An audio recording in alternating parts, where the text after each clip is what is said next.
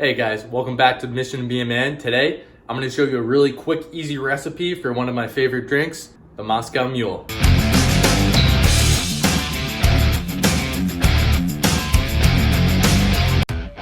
First, you're going to grab a couple copper mugs. Those are going to keep the drink nice and cold for you. Next, we're going to grab some ice. We're going to toss that in. We're going to grab a ginger beer. Personally, I like a kind called Barrett's, and you're going to pour in half a can.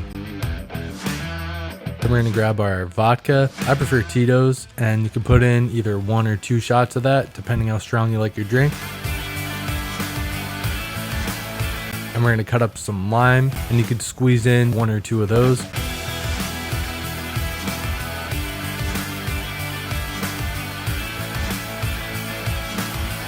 I'll drop it into the drink. Give it a nice stir. And voila, you're ready to go.